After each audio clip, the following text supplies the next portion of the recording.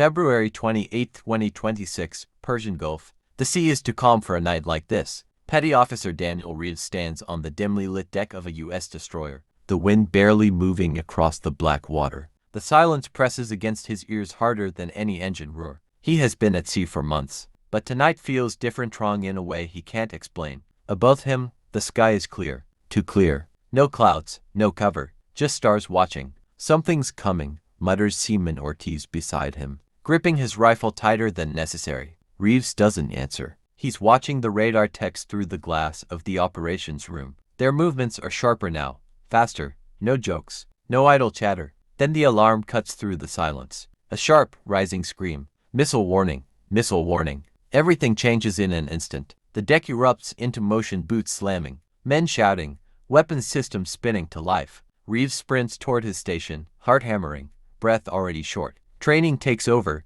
but the fear is there, cold and steady in his chest. How many? Someone shouts. Multiple launches bearing north. Iran. The word hangs unspoken, but everyone knows it. Reeves reaches the missile defense console just as the first blips appear, fast, low, and closing. Too fast. Engage, the officer orders, voice tight but controlled. The ship shudders as interceptors fire into the sky, thin streaks of light, cutting upward into darkness. For a moment, it's almost beautiful. Then the first explosion blooms. A flash of white light tears open the night sky, followed by a deep, concussive boom that rolls across the sea. Another follows, and another. Hit confirmed. The next words never come. One missile gets through. Reeves doesn't see it. He feels it. A violent impact slams into the ship, throwing him off his feet. The world spins, metal screams. Fire erupts somewhere behind him, and the deck tilts just enough to make standing impossible. Smoke fills the air instantly, thick and choking. Damage control. Damage control. Voices yell through the chaos. Reeves pushes himself up, ears ringing, vision blurred. Flames lick along the far side of the deck, and men are already dragging the wounded away from the blast zone. This isn't a drill. This is war. He stumbles forward, grabbing Ortiz by the arm. You good? Ortiz nods, but there's blood running down the side of his face. Another alarm begins, different this time. Incoming again. Reeves looks up at the sky, and realizes this was only the first wave. The second wave comes faster. Reeves barely has time to catch his breath before the radar screen floods with new contacts. More than before. Tighter formation, lower altitude. Whoever launched them is adjusting, learning in real time. Multiple inbound. Impact in 60 seconds. The voice over the comm is louder now, sharper. Fear is no longer hidden. Reeves wipes soot from his eyes and forces himself back to the console. His hands shake for a split second, then steady. Training again. Always training. Targeting online, he says, voice rough. Around him, the operations room hums with controlled chaos. Officers shout bearings. Technicians relay data. Somewhere behind him, a wounded sailor groans as a medic presses gauze into a bleeding shoulder. Fire. The ship answers. Interceptors launch in rapid succession, streaking into the night like burning spears. Reeves tracks them on the screen, tiny icons racing toward the incoming missiles. Then impact. 1, 2, 3 clean hits, but not enough.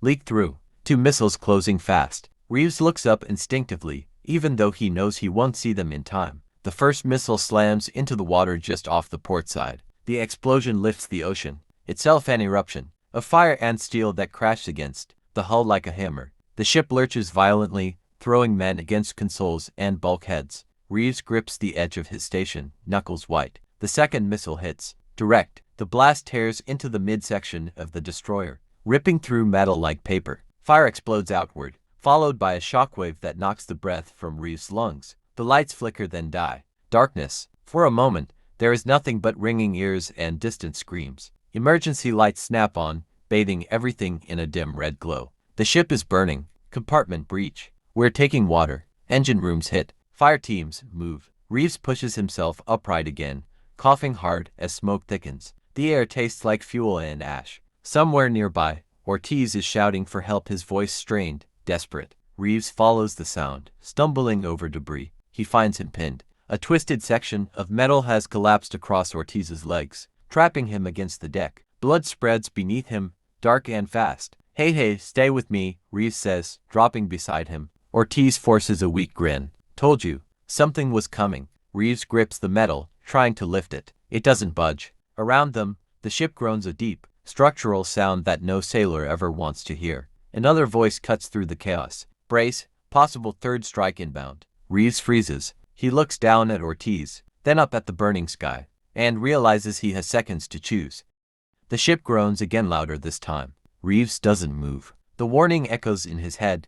Possible third strike inbound. He knows what that means. If another missile hits, this section of the ship won't survive. Anyone still here won't either. Ortiz grabs his sleeve. Weak, but firm. Go, he says, voice barely cutting through the noise. That's an order now. Reeves shakes his head immediately. Not happening. He braces his boots against the deck and pulls at the twisted metal again. It shifts just slightly, but not enough. Ortiz clenches his jaw, trying not to scream. Around them, the fire spreads. A fuel line nearby ignites with a sudden burst, flames rolling across the deck like a living thing. The heat intensifies instantly, pressing against Reeves' skin through his uniform. Reeves, someone shouts from the smoke. We're evacuating this section. He doesn't answer. He pulls again, harder this time. Muscles strain. The metal groans but refuses to give. Ortiz exhales sharply. You hear that? That's your chance. Reeves leans closer, voice low, almost angry. I'm not leaving you. For a second, the chaos fades between them, just two sailors in the middle of a burning ship. Then the radar alarm screams again, louder than before. Closer. Reeves looks up instinctively, his breath catching. Even without seeing it, he feels it, the incoming strike, the seconds slipping away. Ortiz follows his gaze, and then he does something Reeves doesn't expect. He reaches up, grabs Reeves by the collar, and pulls him close. Listen to me, Ortiz says, voice suddenly clear despite the blood on his lips. You walk away now, or we both die here. Reeves hesitates. That 1 second feels like a lifetime. Another explosion rocks the ship, closer this time, but not a direct hit. The shockwave slams into them, knocking Reeves sideways. Debris rains down, sparks filling the air like burning snow. The deck tilts harder now. Water is coming in. Ortiz's grip weakens. Go. Reeves stares at him, really looks this time. The blood, the trapped legs, the fire closing in. The truth is undeniable. He can't save him. Reeves' jaw tightens. His hands clench into fists. Then, slowly, he nods. I'm coming back, he says, even though he knows it might be a lie. Ortiz gives the faintest smile. Yeah, you better. Reeves stands, backing away at first, then turning, forcing himself to run through smoke and fire, every step heavier than the last. Behind him, the flames roar louder. Ahead, the ship begins to list, and above it all, the sky lights up again. Reeves runs blind. Smoke chokes the passageway, turning every breath into fire. The red emergency lights flicker, barely cutting through the haze. The ship feels different now, unsteady, wounded, like something alive that's slowly dying beneath his feet. Move, move. Sailors shout as they rush past him in the opposite direction, dragging hoses, carrying the injured, fighting a battle they might already be losing. Reeves slams into a bulkhead as the ship lurches again, harder this time. Somewhere deep below, metal twists with a grinding roar. Water is flooding in fast. Engine room's gone. Someone yells. That hits him harder than the explosions. Without the engine room, the ship isn't just damaged, it's crippled. Another blast shakes the hull, distant but powerful. Not a direct hit. Somewhere else in the fleet. That means this isn't just them. This is everything. Reeves pushes forward, forcing his legs to keep moving. Every instinct screams at him to turn back to go to Ortiz, but he doesn't. He can't. The corridor opens onto the main deck. The night hits him like a shock. The sky is no longer calm. Missiles streak across it in both directions. Now thin lines of fire cutting through darkness. Some rise from the sea, others fall toward it. Explosions bloom in the distance, lighting up silhouettes of other ships, some still fighting, some already burning. The entire horizon is on fire. The Middle East just lit up. A sailor whispers nearby, staring out in disbelief. Reeves doesn't stop. Abandon ship prep. An officer shouts, all hands to lifeboat stations. The words don't feel real. Abandon ship means it's over. Reeves grips the railing as another violent jolt runs through the destroyer. The deck tilts further, now noticeable, dangerous. Water crashes over the side, spilling across the metal in cold waves that mix with ash and blood. He moves toward his assigned station, passing rows of sailors, strapping on life vests, some silent, some praying under their breath. Then he sees something that stops him, another ship closer than the others. A cruiser. It takes a direct hit. The explosion tears through its side in a blinding flash, followed by a rising fireball that lights the entire ocean. For a moment, the ship holds together,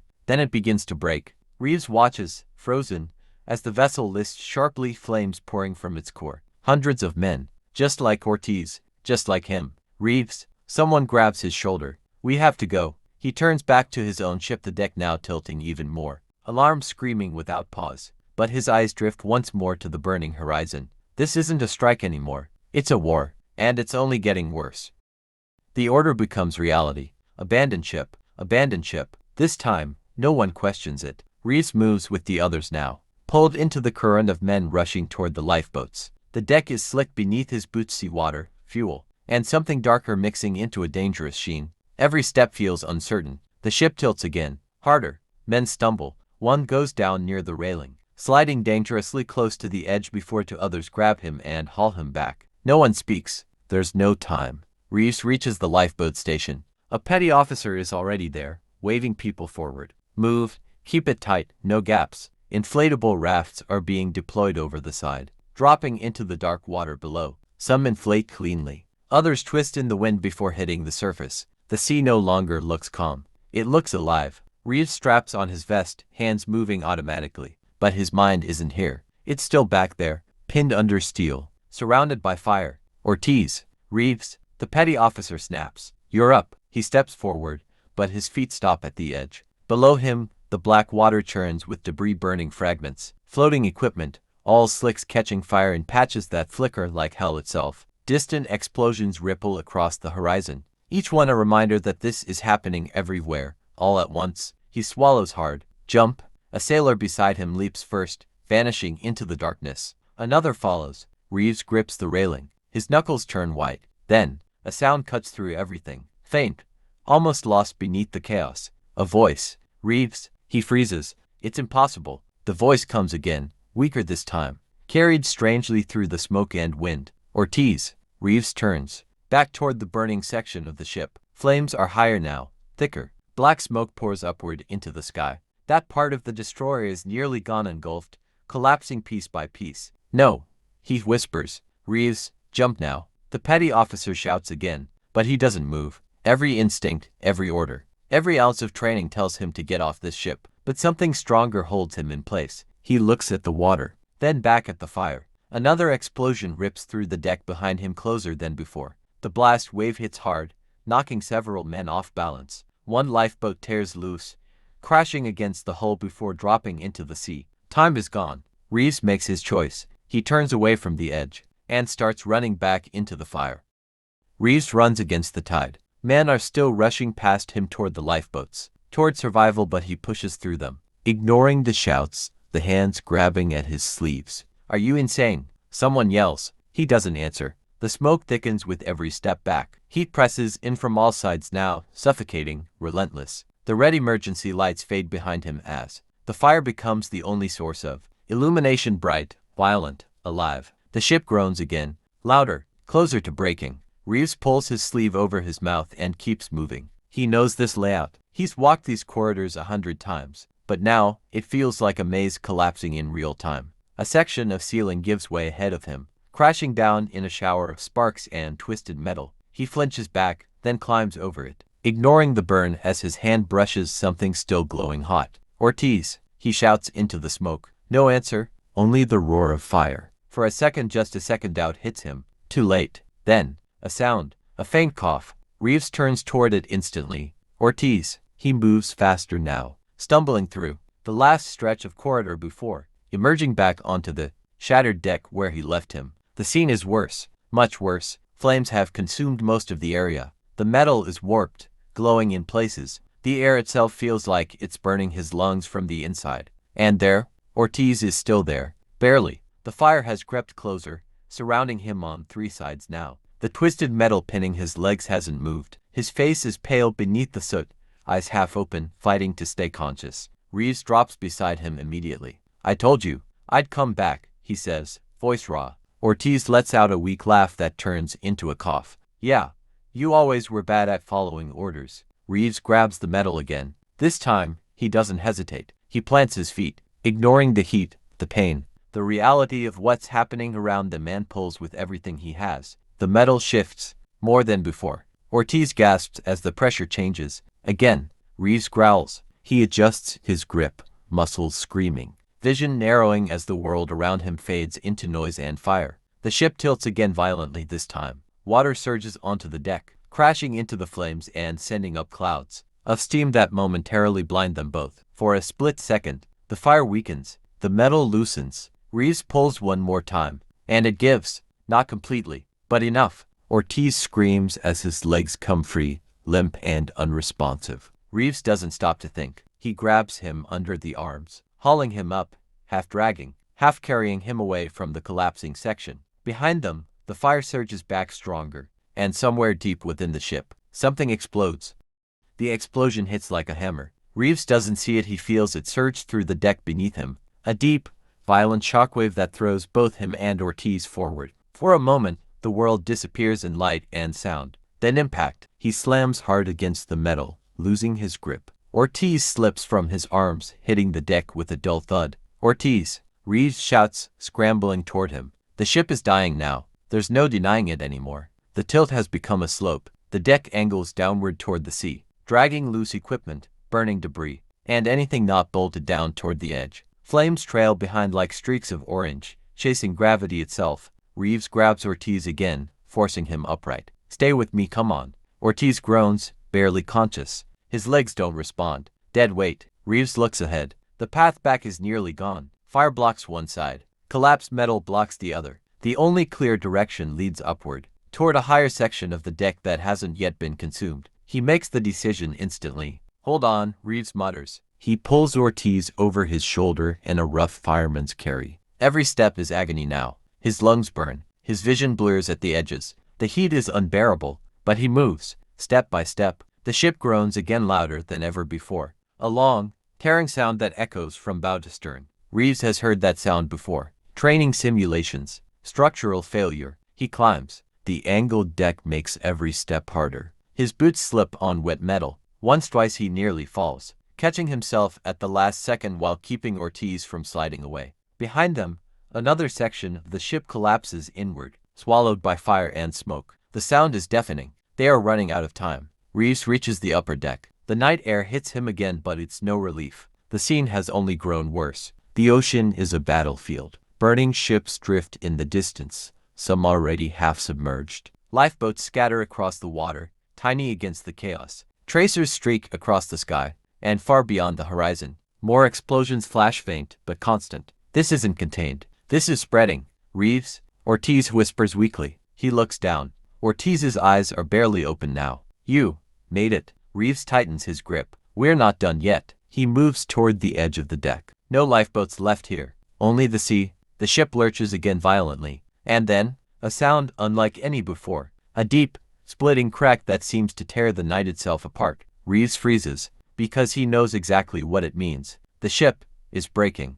The crack becomes a roar. Reeves feels it beneath his boots, the deck shuddering, tearing apart from the inside. The destroyer is no longer one piece. It's splitting, breaking under its own weight, dragged down by fire and flooding water. There's no more time. He reaches the edge of the deck, gripping Ortiz tightly as the ship tilts even further. The angle is steep now, almost impossible to stand. The ocean below churns violently, lit by burning fuel and scattered flames. Reeves? Ortiz whispers again, barely audible. Reeves looks down at him. You hold on, he says, voice steady despite everything. That's all you do. Ortiz gives the faintest nod. Behind them, the ship begins to tear open. Metal screams as the hull splits, a jagged fracture racing across the deck like lightning. Fire bursts upward through the gap, followed by a violent rush of steam and smoke as seawater collides with burning compartments below. The destroyer is coming apart. Now, Reeves takes one breath and jumps. For a split second, there is silence. Then the ocean hits. The impact is brutal, cold, crushing, stealing the air from his lungs. The shock tears Ortiz from his grip, sending both of them beneath the surface in a violent tumble of darkness and bubbles. Reeves fights instinctively. Up, he kicks hard, arms searching, lungs screaming as the pressure builds. Then, air. He breaks the surface with a gasp, coughing hard, disoriented. The world above is chaos, flames reflecting across the waves, debris floating everywhere, distant shouts echoing through the night. Ortiz, he shouts, spinning in the water. For a moment, there's nothing. Then movement. A few meters away, Ortiz surfaces weakly, barely conscious, struggling to stay afloat. Reeves pushes through the water toward him. ignoring the burning fuel patches drifting nearby. He grabs hold of Ortiz's vest, pulling him close. I got you, he mutters. Behind them, the ship dies. The destroyer splits fully in two, the broken halves rising slightly before plunging downward. Fire vanishes beneath the surface in a violent hiss as the ocean swallows what remains. A massive wave rolls outward from the sinking hull. It hits Reeves and Ortiz hard, dragging them under again. For a moment, everything is darkness. Then they surface once more further from the wreck now. The horizon still burns. Missiles still streak across the sky. Distant explosions continue without pause. Reeves clings to Ortiz, both of them floating in the endless black water, surrounded by war. He looks out across the fire-lit ocean and understands something with chilling clarity. This was only the beginning.